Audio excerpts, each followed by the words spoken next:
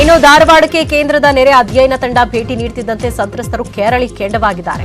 ಅಳ್ನಾವರ ತಾಲೂಕಿನ ಬೆಣಚಿ ಗ್ರಾಮದ ಸೇತುವೆ ವೀಕ್ಷಣೆಗೆ ಅಧಿಕಾರಿಗಳು ಬರ್ತಿದ್ದಂತೆ ಆಕ್ರೋಶ ವ್ಯಕ್ತಪಡಿಸಿದ್ದಾರೆ. 3 ವರ್ಷದಿಂದ ಇದೇ ಪರಿಸ್ಥಿತಿಯನ್ನು ಅನುಭವಿಸ್ತಾ ಇದ್ದೇವೆ. ಒಂದು ಸಲವೂ ಯಾವೊಬ್ಬ ಅಧಿಕಾರಿಯೂ ಬಂದು ನಮ್ಮ ಸಂಕಷ್ಟವನ್ನ ನೋಡಿಲ್ಲ. ಇಲ್ಲೇ ನಿಂತು ನೋಡಿದ್ರೆ ಏನು ಗೊತ್ತಾಗಲ್ಲ, ನಮ್ಮ ಜಮೀನಿಗೆ ಬಂದು ನೋಡಿ ಅಂತ ಆಕ್ರೋಶ ವ್ಯಕ್ತಪಡಿಸಿದ್ದಾರೆ. ಇನಿಷಿಯೇಟ್ ಆದಮೇಲೆ ಮಾಡ್ತಾರೆ. ಸರ್ ಕೂಡ ಹೋಗಿ ರಿಪೋರ್ಟ್ ಹೋದ್ಮೇಲೆ ದುಡ್ಡು ಮಾಡ್ತಾರೆ.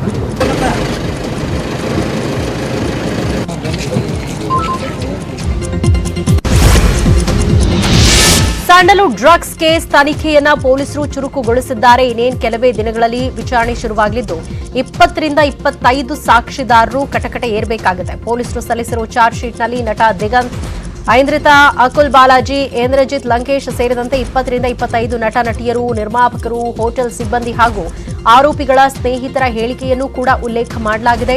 ಡ್ರಗ್ಸ್ ಕೇಸ್ನ ಪ್ರಮುಖ ಸಾಕ್ಷಿಯಾಗಿರೋ ರಮೇಶ್ ಡೆಮ್ಲಾ ಆರೋಪಿಗಳು ಡ್ರಗ್ಸ್ ತಗೊಂಡಿರೋದನ್ನ ನೋಡಿದ್ದಾನಂತೆ. ಅಲ್ಲದೆ ಒಂದೇ ಕೊಠಡಿಯಲ್ಲಿ ಡ್ರಗ್ಸ್ ಸೇವಿಸಿದ್ದನ್ನ ಕಣ್ಣಾರೆ ಕಂಡಿದ್ದಾಗಿ ಹೇಳಿಕೆ ನೀಡಿದ್ದಾನಂತೆ. ಇಷ್ಟು ದಿನ ಪೊಲೀಸರ ಕಣ್ಣಿಗೆ ಯಾಮಾರಿಸಿ ಡ್ರಗ್ಸ್ ಸಪ್ಲೈ ಮಾಡ್ತಾ ಇದ್ದ ಖದೀಮನನ್ನ ಪೊಲೀಸರು ಕೆಡ್ಡಾಗೆ ಕೆಡವಿದ್ದಾರೆ. ಟೂರಿಸ್ಟ್ ವೀಸಾದಲ್ಲಿ ಭಾರತಕ್ಕೆ ಬಂದಿದ್ದ ನೈಜೀರಿಯಾ ಪ್ರಜೆ ಫಿಲಿಪ್ಸ್ ಕಮ್ಮನಹಳ್ಳಿಯಲ್ಲಿ ಅಕ್ರಮವಾಗಿ ನೆಲೆಸಿದ್ದ. ಈತನೇ ದೆಹಲಿಯಿಂದ ಡ್ರಗ್ಸ್ ತಂದು ಟೂತ್ ಪೇಸ್ಟ್ ಜೆಲ್ ಕ್ರೀಮ್ನೊಳಗಡೆ ಇಟ್ಟು ಸಾಗಾಟ ಮಾಡ್ತಾ ಇದ್ದ. ಬೆಂಗಳೂರಿನ ವಿದ್ಯಾರ್ಥಿಗಳು ಹಾಗೂ ಐಟಿ ಉದ್ಯೋಗಿಗಳೇ ಈತನ ಟಾರ್ಗೆಟ್. ಪಕ್ಕಾ ಮಾಹಿತಿ ಕಲೆ ಹಾಕಿದ ಸಿಸಿಬಿ ಪೊಲೀಸರು ಡ್ರಗ್ಸ್ ಮಾರ್ತಾ ಇದ್ದ ಆರೋಪಿಯನ್ನ ಬಂಧಿಸಿದ್ದಾರೆ. ಸರ್ಕಾರಿ ಆಸ್ಪತ್ರೆಗಳ ಪರಿಸ್ಥಿತಿ ಹೇಗಿದೆ ಅನ್ನೋದಕ್ಕೆ ಈ ದೃಶ್ಯವೇ ಜೀವಂತ ಸಾಕ್ಷಿ. ಗದಗದಲ್ಲಿ ಮಹಿಳಾ ಮತ್ತು ಮಕ್ಕಳ ಆಸ್ಪತ್ರೆಯಲ್ಲಿ ಅವ್ಯವಸ್ಥೆ ಆಗರ ಆಗಿದೆ. ಮಕ್ಕಳು, ಬಾಣಂತಿಯರ ವಾರ್ಡ್ನಲ್ಲಿ ವೈದ್ಯರ ಬದಲು ಕೋತಿಗಳೇ ಹೆಚ್ಚಾಗಿವೆ.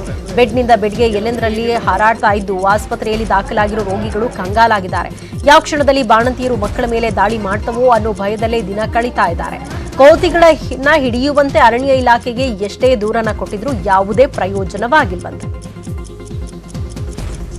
ನಗರಕ್ಕೆ ಹೋದಾರ್ರಿ, ಮೊಮ್ಮಗನ ತೋರ್ಸಕ್ಕೆ ಬಂದೇವ್ರಿ. ಮೊಮ್ಮಗ ಜ್ವರ ಬಂದವ್ರಿ, ಅದಕ್ಕೆ ಬಂದೇವ್ರಿ. ಮಂಗೆ ಬಂದಿತ್ತು ರೀ. ಏನಿಲ್ಲ ನೋಡ್ರಿ, 2 ಸಲ ಹಿಂಗೆ ಒಂದು ಹೋತ್ರಿ, ಮತ್ತೊಂದು ಹೊಳ್ಳಿ ಹೋತ್ರಿ. ಅದು ಹ್ಞೂ ರೀ, ಅಲ್ಲಿಗೆ ಒಂದು ಹುಡುಗನ ಮೇಲ್ಕೊಂತಿತ್ತು ರೀ. ಹೆದ್ರಿಂದ ರೀ ಬಂದು ಇಲ್ಲಿ ನಿಂತಿದ್ರಿ. ನಾನು ತೆಕ್ಕ ನಗರಕ್ಕೆ ಹೋದಾರ್ರಿ, ಮೊಮ್ಮಗನ ತೋರ್ಸಕ್ಕೆ ಬಂದೇವ್ರಿ. ಮೊಮ್ಮಗ ಜ್ವರ ಬಂದವ್ರಿ. ಬೆಂಗಳೂರಿನ ಕಿಲ್ಲರ್ ಗುಂಡಿ ಮುಚ್ಚಿಸೋ ನ್ಯೂಸ್ 18 ಕನ್ನಡದ #ಶೆಟ್ಟಿ ಪಾಟ್ ಹೋಲ್ಸ್ ಅಭಿಯಾನದ ಮೇಲಿಂದ ಮೇಲೆ ಬಿಗ್ ಇಂಪ್ಯಾಕ್ಟ್ ಆಗ್ತಾ ಇದೆ. ಇಷ್ಟು ದಿನ ಗುಂಡಿಗಳ ಗೂಡಾಗಿದ್ದ ಶಿವಾಜಿನಗರದ ಸರ್ಕಲ್ ರಸ್ತೆಗಳಿಗೆ ಈಗ ಗುಂಡಿ ಮುಕ್ತ ಆಗಿದೆ. ಈ ರಸ್ತೆಯ ಅವ್ಯವಸ್ಥೆ ಬಗ್ಗೆ ನ್ಯೂಸ್ 18 ಕನ್ನಡ ವರದಿ ಪ್ರಸಾರ ಮಾಡುತ್ತಿದ್ದಂತೆ ಎಚ್ಚೆತ್ತ ಸ್ಮಾರ್ಟ್ ಸಿಟಿ ಯೋಜನೆ ಅಧಿಕಾರಿಗಳು ಗುಂಡಿಯನ್ನು ಮುಚ್ಚಿಸಿದ್ದಾರೆ. ರಾತ್ರೋರಾತ್ರಿ ರಸ್ತೆ ಗುಂಡಿಗೆ ಮುಕ್ತಿ ಸಿಕ್ಕಿದೆ.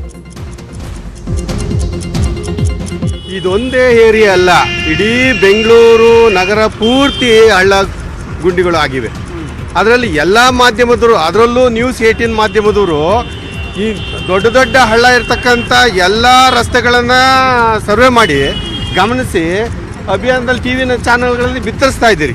ನಾವೆಲ್ಲ ನೋಡ್ತಾ ಇದ್ದೀವಿ. ಇಲ್ಲಿ ನಾವು ಆಟೋಗಳಂತೂ ಇಲ್ಲಿ ಓಡಾಡಕ್ಕೆ ಸಾಧ್ಯನೇ ಆಗ್ತಿರ್ಲಿಲ್ಲ. ಈಗ ಹೇಗಿದೆ ಸರ್? ಈಗ ಉತ್ತಮವಾಗಿದೆ, ನೋಡೋದಕ್ಕೆ ತುಂಬ ಸಂತೋಷ ಆಗ್ತಾ ಇದೆ.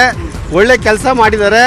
ಈಗ ನೋಡ್ತಾ ಇದೀವಿ, ಆಗ್ತಾ ಇದೆ. ನಿಮ್ಮ ಚಾನಲ್ನವರು ಬಹಳ ತಲೆ ಕೆಡಿಸ್ಕೊಂಡು ಇದ್ರ ಬಗ್ಗೆ ಬಹಳ ಶಕ್ತಿ ಮೀರಿ ಶ್ರಮಪಟ್ಟು ಹಗಲು ರಾತ್ರಿ ಓಡಾಡ್ತಾ ಇದ್ದೀರಿ. ಈ ಕೆಲಸಗಳನ್ನೆಲ್ಲ ಮಾಡಿಸ್ತಾ ಇದ್ದೀರಿ. ತುಂಬ ಸಂತೋಷ ಆಗ್ತದೆ. ನಿಮಗೆ ನಾವು ಧನ್ಯವಾದಗಳನ್ನ, ಥ್ಯಾಂಕ್ಸ್ ಅನ್ನು ಹೇಳೋದಕ್ಕೆ ಇಷ್ಟಪಡ್ತೀವಿ. ಕಲಬುರಗಿ ಜಿಲ್ಲೆಯಲ್ಲಿ ತಡರಾತ್ರಿ ಮಳೆ ಸುರಿದು ಧಾರಾಕಾರ ಮಳೆಗೆ ಜನಜೀವನ ಅಸ್ತವ್ಯಸ್ತ ಆಗಿದೆ. ಧಾರಾಕಾರ ಮಳೆಗೆ ಕಲಬುರಗಿ ಜಿಲ್ಲೆಯ ಕಾಳಗಿ ತಾಲೂಕಿನ ನೀಲಕಂಠೇಶ್ವರ ದೇವಸ್ಥಾನ ಸಂಪೂರ್ಣವಾಗಿ ಜಲಾವೃತವಾಗಿದೆ. 100 ಎಕರೆ ಜಮೀನಿಗೆ ನೀರು ನುಗ್ಗಿದ್ದು ಬೆಳೆಗಳೆಲ್ಲ ಸಂಪೂರ್ಣವಾಗಿ ನಾಶವಾಗಿವೆ. ಅಷ್ಟೇ ಅಲ್ಲ, ರಕ್ಕಸ ಮಳೆಯ ಅಬ್ಬರಕ್ಕೆ ಹಲವೆಡೆ ರಸ್ತೆಗಳು ಕಿತ್ತು ಹೋಗಿದೆ.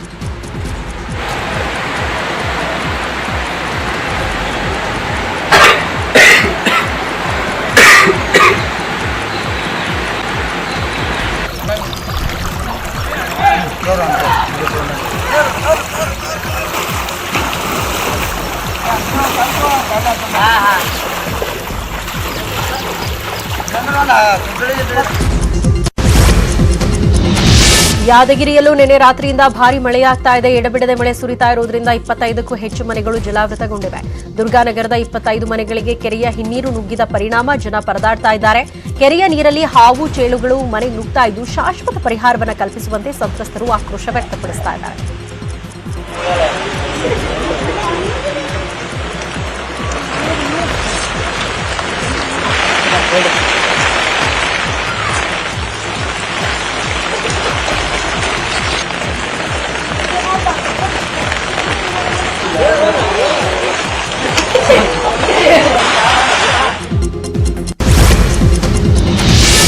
ರಾಮನಗರ ಜಿಲ್ಲೆಯ ಚನ್ನಪಟ್ಟಣ ತಾಲೂಕಿನ ನೀಲಸಂದ್ರ ಗ್ರಾಮದಲ್ಲಿ ಕಾಡಾನೆಗಳ ಹಾವಳಿ ಮಿತಿ ಮೀರಿದೆ. ನಿನ್ನೆ ರಾತ್ರಿ ಟೊಮ್ಯಾಟೊ ಹೊಲಕ್ಕೆ ನುಗ್ಗಿದ ಕಾಡಾನೆಗಳು 1.5 ಎಕರೆ ಜಾಗದಲ್ಲಿ ಬೆಳೆದಿದ್ದ ಬೆಳೆಯನ್ನ ಸಂಪೂರ್ಣವಾಗಿ ನಾಶ ಮಾಡಿವೆ. 80,000 ಖರ್ಚು ಮಾಡಿ ಬೆಳೆ ಬೆಳೆದಿದ್ದ ರೈತ ಇನ್ನೇನ್ ಟೊಮ್ಯಾಟೊ ಕಟಾವು ಮಾಡಬೇಕು ಅನ್ನೋ ಟೈಮಲ್ಲಿ ಎಲ್ಲ ಮಣ್ಣು ಪಾಲಾಗಿದೆ. ಆನೆಗಳ ಕಾಟದ ಬಗ್ಗೆ ಅರಣ್ಯ ಇಲಾಖೆ ಅಧಿಕಾರಿಗಳಿಗೆ ಹೇಳಿದ್ರೆ ಯಾರೊಬ್ರು ತಲೆ ಕೆಡಿಸ್ಕೊಳ್ತಿಲ್ವಂತೆ. ಕಿಚ್ಚ ಸುದೀಪ್ ಹುಟ್ಟುಹಬ್ಬದಂದು ರಾಜ್ಯಾದ್ಯಂತ 10,000ಕ್ಕೂ ಅಧಿಕ ಮಂದಿ ರಕ್ತದಾನ ಮಾಡಿದ್ದಾರೆ.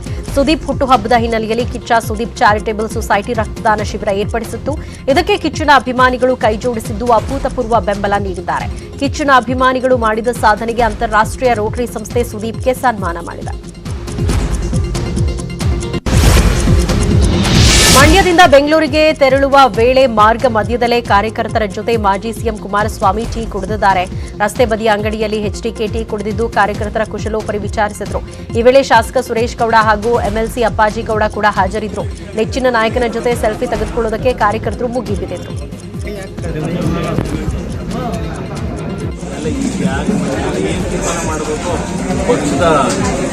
ಚೌಕಟ್ಟಲ್ಲಿ